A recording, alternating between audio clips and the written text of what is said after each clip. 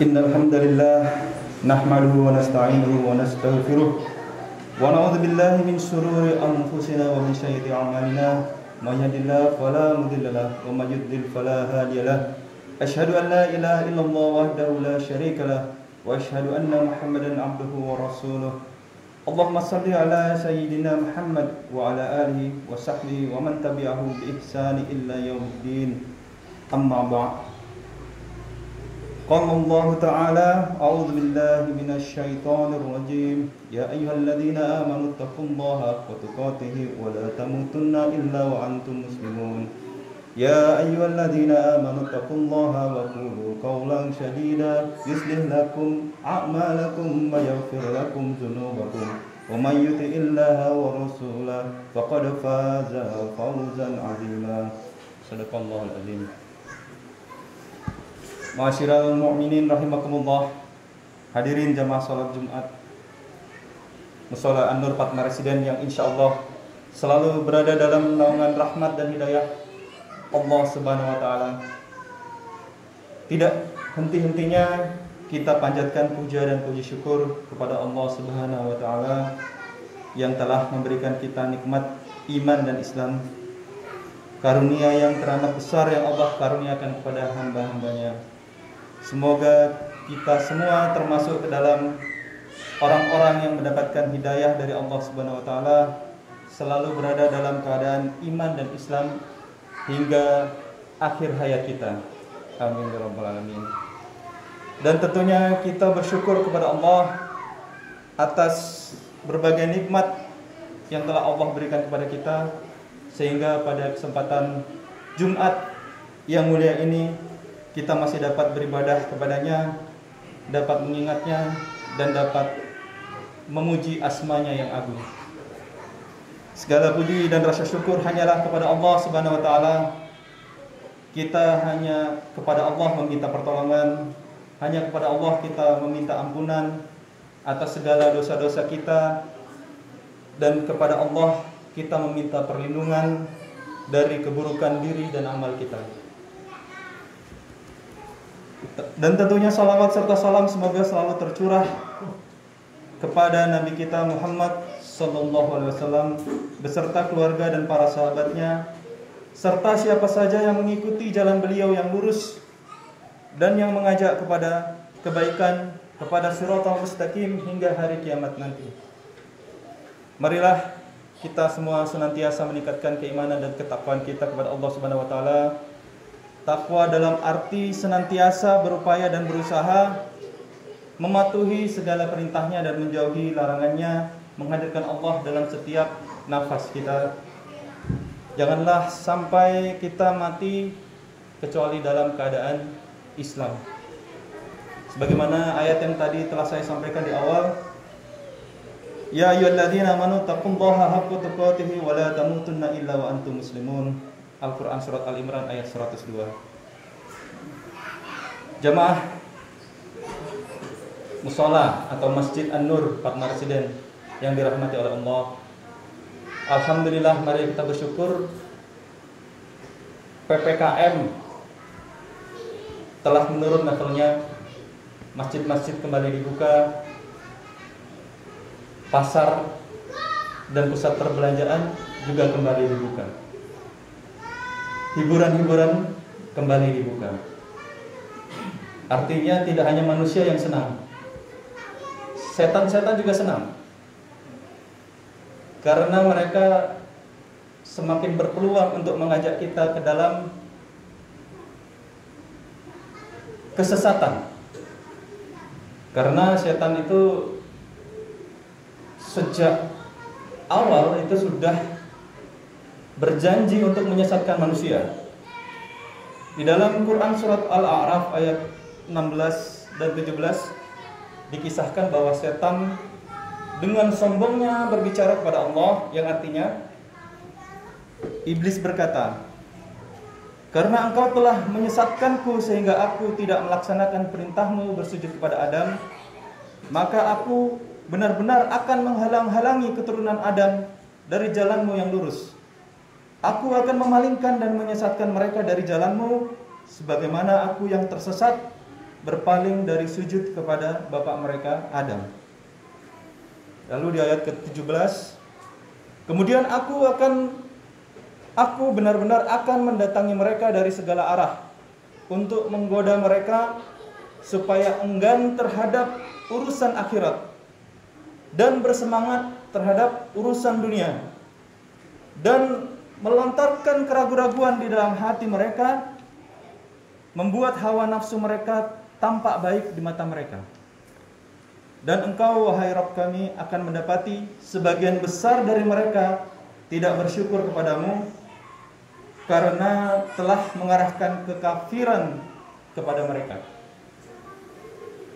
Luar biasa arti dari surat apa ini tadi?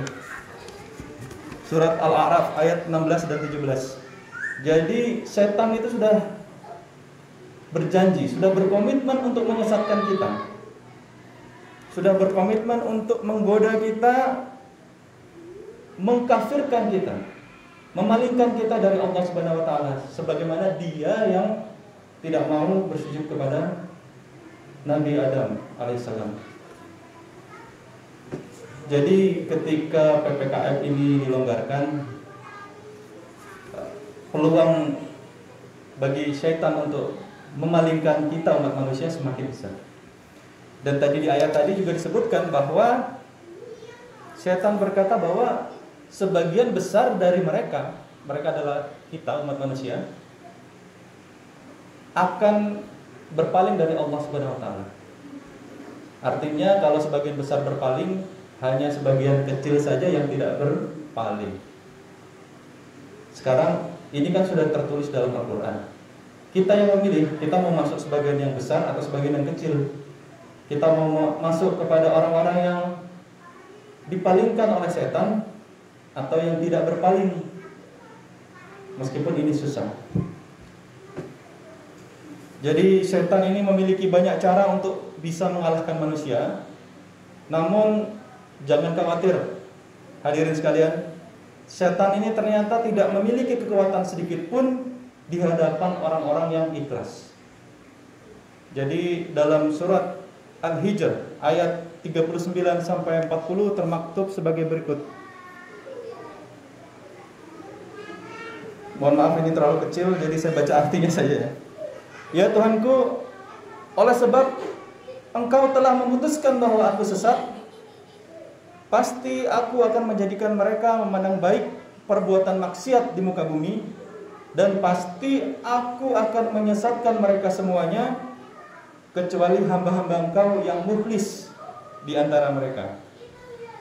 Ini surat Al-Hijr ayat 39 dan 40. Hamba-hamba yang mukhlis adalah hamba-hambanya yang ikhlas. Jamaah salat Jumat rahimakumullah, dalam pandemi ini atau bahkan sebelum pandemi ini kita mungkin sudah kehilangan banyak sahabat, banyak saudara, banyak tokoh. Namun ketika manusia itu meninggal, ada beberapa hal yang akan selalu kita kenang. Jadi mungkin apakah dia adalah orang yang dermawan, apakah dia adalah orang yang baik, atau orang yang buruk, atau orang yang ikhlas. Jadi ikhlas ini adalah salah satu karakter yang akan melekat kepada pribadi seseorang. Seseorang yang berjuang, berkorban demi masyarakat sekitar, demi agama, demi bangsa dan negara. Dalam diri mereka terdapat sifat ikhlas ini. Kalau ada ikhlas ya walau alam ya. Tetapi orang yang berkorban itu biasanya memiliki sifat ikhlas. Secara bahasa, akar kata dari ikhlas adalah khalasa. Maknanya bersih, jernih, tidak bercampur. Secara istilah artinya beramal semata-mata mengharap ridho Allah Subhanahu wa taala. Ikhlas itu berbuat tanpa pamrih. Dan persoalan ikhlas ini ditentukan oleh beberapa hal. Salah satunya adalah niat. Niat yang ikhlas. Ikhlas an-niyah. Jadi niat ini penting ya. Jadi berbuat baik Itu harus dimulai dari niatnya. Kalau niatnya tulus, ikhlas, pahalanya besar. Kalau niatnya tidak ikhlas, walau alam barangkali akan mengurangi pahala kita. Jadi dalam Islam faktor niat itu sangat penting untuk berbagai macam aktivitas kita, termasuk dalam melaksanakan ibadah. Jadi apa saja yang dilakukan oleh seorang muslim haruslah berdasarkan niat yang ikhlas, semata-mata mencari ridha Allah Subhanahu wa taala. Innamal a'malu binniyat, sesungguhnya segala amal perbuatan bergantung kepada niat. Beramal dengan sebaik-baiknya, itqa'an al-amal. Seorang muslim yang mampu ikhlas melakukan sesuatu harus membuktikannya dengan menjalankan perbuatan itu dengan sebaik-baiknya. Dalam hadis riwayat Baihaqi, sesungguhnya Allah Subhanahu wa taala menyukai bila seseorang beramal dia melakukan dengan sebaik-baiknya. Kaitannya tidak hanya ikhlas tapi juga dilakukan dengan sebaik-baiknya. Kalau kita ikhlas tapi kita melakukannya asal-asalan, sangat disayangkan ya. Kayak tidak sinkron gitu. Kita mengatakan kita ikhlas melakukan sesuatu tetapi kita melakukannya tidak 100%. Jadi kurang sinkron. Jadi dalam Islam ini diatur, kalau memang kamu ikhlas melakukan sesuatu, maka kamu all out juga melakukannya. Dalam Quran surat Al-An'am ayat 162, Allah Subhanahu wa taala berfirman, Qul inna salati wa nusuki wa mahyaya wa mamati lillahi rabbil alamin. Katakanlah sesungguhnya sembahyangku, ibadatku, hidupku dan matiku hanyalah untuk Allah, Tuhan semesta alam. Hanya dengan keikhlasan semua amal ibadah akan diterima oleh Allah Subhanahu wa taala. Seorang mukhlis tidak akan pernah sombong jika berhasil dan tidak akan berputus asa jika mereka gagal. Orang yang ikhlas akan selalu bersemangat dalam beramal. Beramal semata-mata karena Allah Subhanahu wa taala dan bukan untuk menuai pujian dari manusia. Tidak dipuji dia tidak patah semangat, dicaci pun dia tidak mundur. Ini adalah salah satu kelebihan dari ikhlas. Ini menjadi sebuah penopang dari amal ibadah manusia. Dan ini membuat setan-setan tidak mampu untuk memalingkan seseorang dari perbuatan baik. Jadi kalau kita berbuat baik tapi kita tidak landasi dengan keikhlasan, maka setan bisa masuk ke situ. Setan bisa, ya misalkan kita mau sholat, itu perbuatan yang baik. Namun ketika tidak dilandasi dengan niat yang ikhlas, setan bisa masuk, kemudian membisik-bisikkan, sholatlah supaya kamu dilihat oleh si fulan. Sholatlah yang lama supaya dilihat oleh si fulan. Sering-sering sholat supaya dilihat. Maka di situ amal ibadah kita bisa dikatakan hilang atau berkurang. Pentingnya niat itu di situ. Jadi ketika kita ikhlas, maka kita hanya berharap ridha dari Allah semata. Dan orang yang ikhlas tidak akan cepat terbuai dan lupa diri. Terbuai jika mendapatkan pujian atau lupa diri sehingga segala sesuatunya menjadi sia-sia belaka. Namun ada kebalikan dari sifat ikhlas ini adalah sifat riya. Jadi yang saya tadi sampaikan, ingin mencari pujian dari orang lain, ingin mencari nama atau ketenaran, ini disebut dengan sifat riya. Kebalikan dari ikhlas.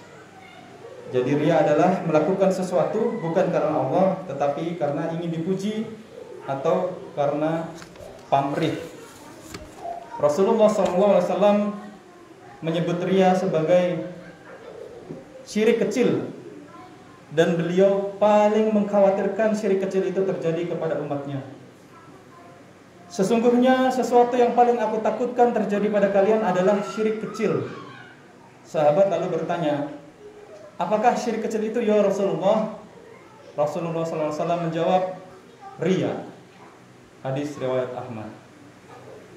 Semoga Allah Subhanahu wa taala meridhoi setiap langkah kita dan kita semua dijauhkan dari sifat riya dan tergolong kepada umat yang ikhlas dalam beramal. Barakallahu li wa lakum fil Qur'anil azim wa nafa'ani wa iyyakum bima fihi minal ayati wa zikril hakim wa taqabbal minni wa minkum tilawatahu innahu was-sami'ul alim. Aqulu qouli hadza astaghfirullah wa lakum wa lisa'iril muslimina wal muslimat wal mu'minina wal mu'minat fastaghfiruhu innahu huwal ghafurur rahim.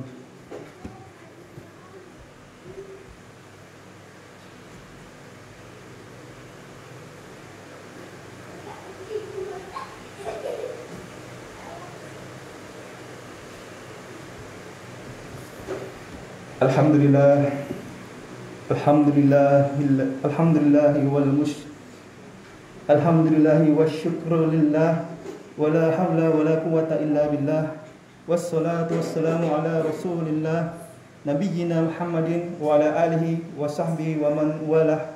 Asyhadu an la ilaha illallah wahdahu la syarikalah wa asyhadu anna Muhammadan abduhu wa rasuluh la nabiyya ba'dah. Amma ba'du, faya ibadallah ittaqullaha haqqa tuqatih faqad fazal muttaqun. Marilah kita akhiri pertemuan yang mulia ini dengan berdoa. Semoga Allah Subhanahu wa taala berkenan memberikan kita kemampuan untuk melaksanakan segala anjurannya sehingga kita meraih kesuksesan dan kebahagiaan di dunia dan akhirat. A'udzu billahi minasyaitonir rajim. Bismillahirrahmanirrahim. Innallaha wa malaikatahu yusholluna 'alan nabi ya ayyuhalladzina amanu shallu 'alaihi wa sallimu taslima. Allahumma salli ala Muhammad wa ala ali Muhammad kama shallaita ala Ibrahim wa ala ali Ibrahim wa barik ala Muhammad wa ala ali Muhammad kama barakta ala Ibrahim wa ala ali Ibrahim fil alamin innaka Hamidum Majid. Allahumma fir lil muslimina wal muslimat wal mu'minina wal mu'minat al ahya'i minhum wal amwat innaka sami'un qaribun mujibu da'wat ya qadiyal hajat. Allahumma fir lana dhunubana wa liwalidayna warhamhuma kama rabbayana shaghira. Rabbi firli wa liwalidayya warhamhuma kama rabbayana shaghira. Rabbana fir lana wa li ikhwanina alladhina sabaquna bil iman wa la taj'al fi qulubina ghillan lil ladzina amanu rabbana innaka ra'ufur rahim.